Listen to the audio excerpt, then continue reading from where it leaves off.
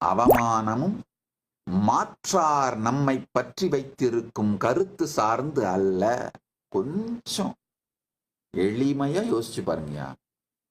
அவங்கெல்லாம் உங்களை பத்தி என்ன நினைக்கிறாங்கன்னு நீங்க கவலைப்பட்டு இருக்கீங்க. நீங்க அவங்கள பத்தி என்ன நினைக்கிறாங்கன்னு அவங்க கவலைப்பட்டு இருக்காங்க. அதுதான் உண்மைங்கய்யா, அதுதான் உண்மை.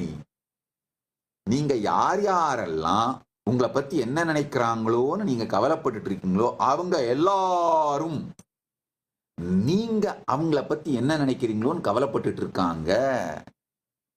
இதை புரிந்து கொண்டவன் தன்னிலை தாழாமல் சரியான மானத்தோடு வாழ முடியும்.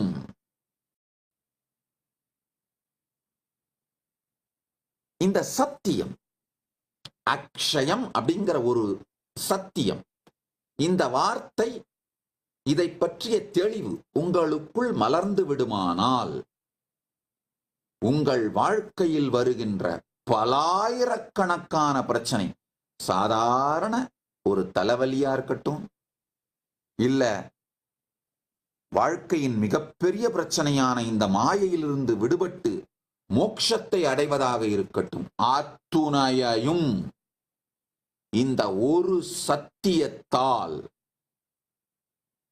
நீங்கள் எதிர்கொள்ளவும் தீர்க்கவும் முடியும்.